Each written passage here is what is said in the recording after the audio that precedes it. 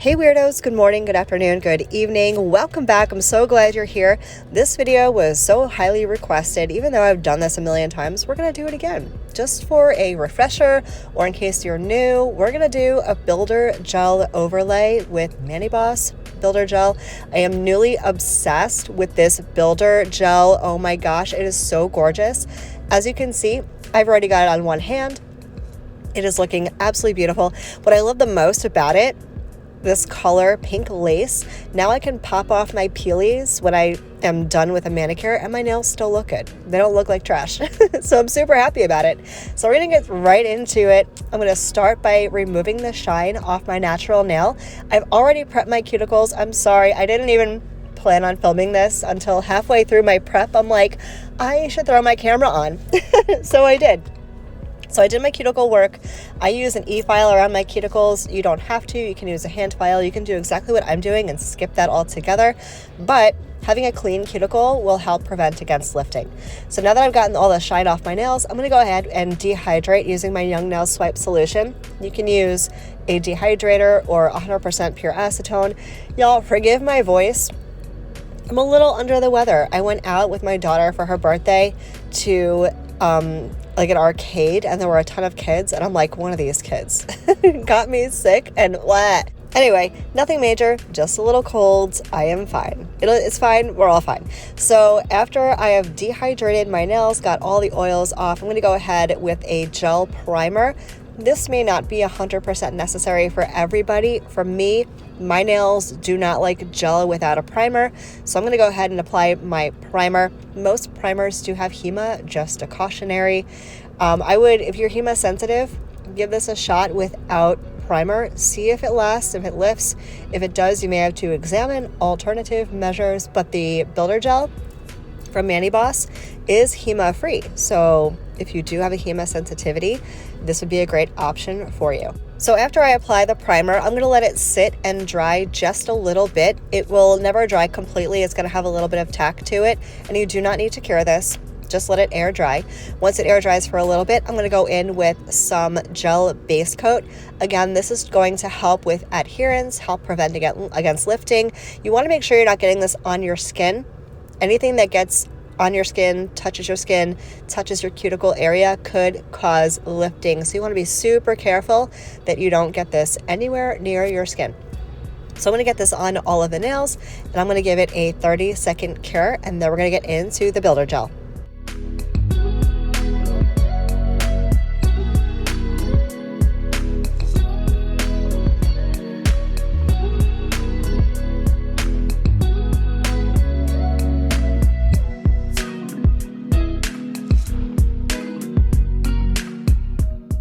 So let's get into the builder gel application. There are so many different ways to apply this.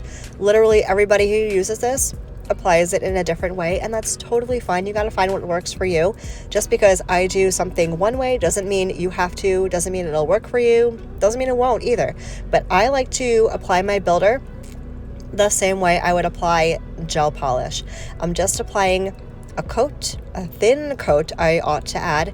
We're not going for thickness here. I just want a little bit of strength over my natural nail to protect it in between manis, or to protect it from damaging my nail when I pop off my peelies, stuff like that. That's it. Which brings me to a great point. Who is builder gel good for? If you have very thin, weak nails, and you don't want to put anything else over them, if you don't like dip powder, if you don't like acrylic, if you don't like gel polish, but you want something to keep your nails from breaking, this is a great solution for you. I love it.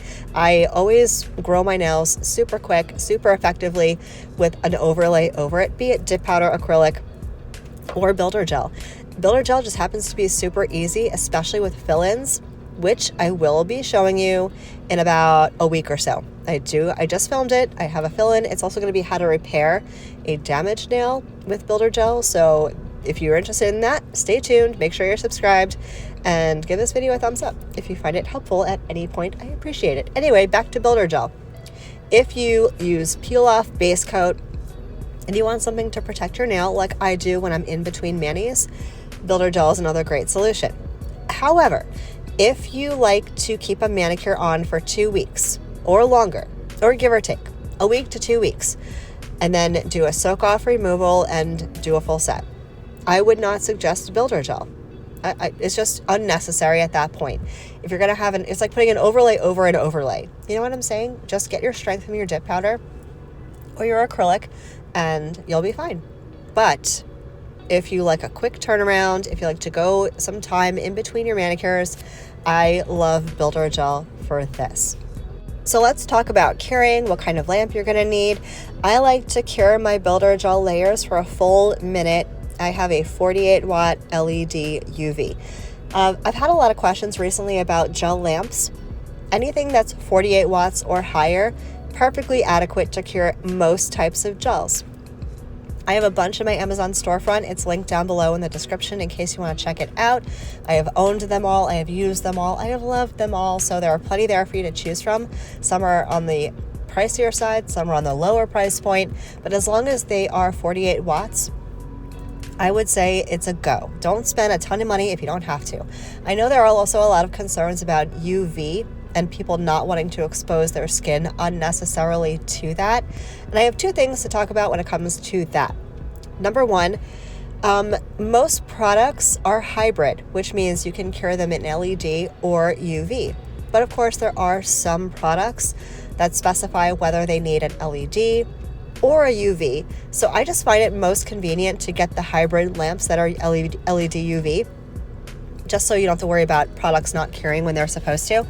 But if you do have concerns about exposure to UV, there are two solutions. You can get an LED only lamp. I do have a couple linked in the storefront down below, or they have fingerless gloves on Amazon. I will leave them in my storefront for you.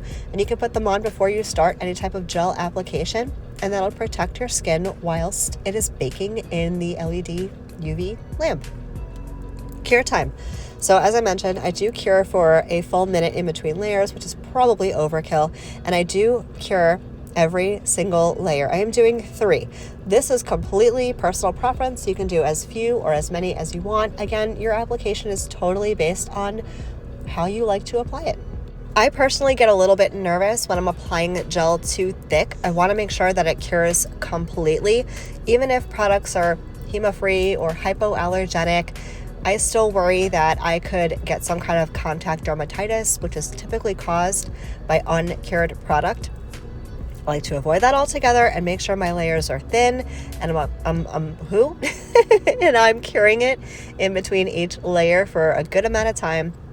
And then you're good to move on to the next coat. Now again, I'm doing 3 coats because that's my desired thickness and level of strength, but you super don't have to do that.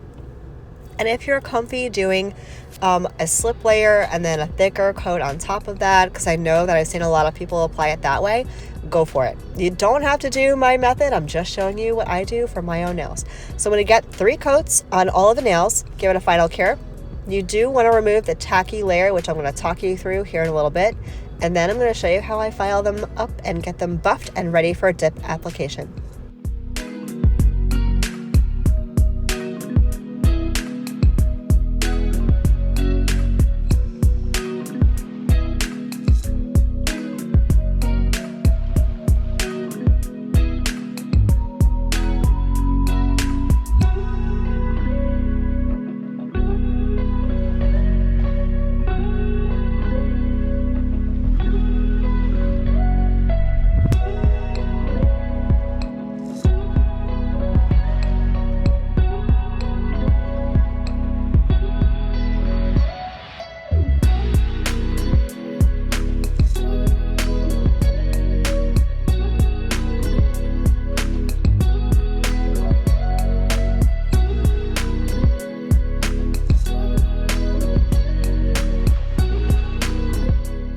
So I like to use my Young Nails Swipe solution to remove the tacky layer. You super don't have to. You can use plain rubbing alcohol if that's what you have. But you want to make sure you're getting off that tacky layer. That tacky layer could get caught in your nail file or in your buffing block and just gunk things up and make it difficult to shape when you want to shape them. So it is best to remove that tacky layer. It does dry tacky. That does not mean it's not cured. Gel polish also will dry tacky. So if you're taking gel polish out of a lamp, you're noticing it's sticky, doesn't mean it's not cured, just means that's the tacky layer. clean it off, and you'll be totally fine. So what I like to do is I start by going around my cuticle area, blending that down, I was doing so good. Making sure there's no mountain in the back of my nail, because I want it to grow out and be pretty flush with my natural nail. And I also want to make sure I don't have lifting.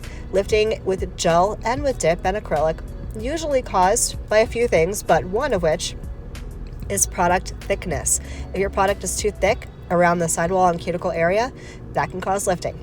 After I do that, I am blending everything together with a giant 100 grit buffing thing. I know I said 100 grit, but this is more of a buffer than a file. I don't even really need to file the surface of these. The builder gel levels so nicely and beautifully. I'm really just blending everything together, making sure the surface is nice and even. Then I'm going to shape things up a little bit and go in with my buffing block. And that's literally it. For me, I know everyone who uses peel off base coat has a different way of applying it, as we all should, because we're all different, right? I like to make sure my builder gel is as smooth as possible, and that is my canvas for peel off base coat. I'm just going to go ahead and remove all the dust and stuff so you can see the finished look. I'm going to throw in some cuticle oil, but this is literally all I do for my builder gel. I do not top coat it. I used to, and then I realized it was irrelevant and I didn't need to, so I stopped. One less step I got to do and less product I have to use, right? So here is the finished look, and this is what I will apply my peel off base coat on and get in with my dip powder mani, which you're going to see coming up next video will be my dip application over builder gel, and you'll see about the peel off base coat, and maybe I'll even do pop off removal for you guys, but this is literally it. Finishing up with my Candi Skincare Cuticle Oil.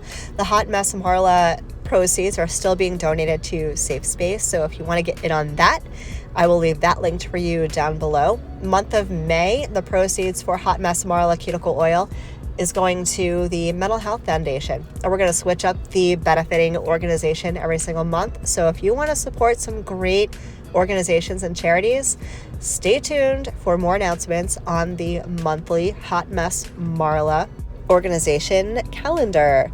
So you guys will have to weigh in. Let me know what you think. Let me know how you apply your builder gel, if you do it the same way or a different way, or if you want to try it, have tried it. Let me know all the things down below. And I will be back later on this week with a video on how to do your dip right over it. Thank you guys so much for hanging out. I hope you enjoyed this. I will catch you in the next one. Love you. Bye.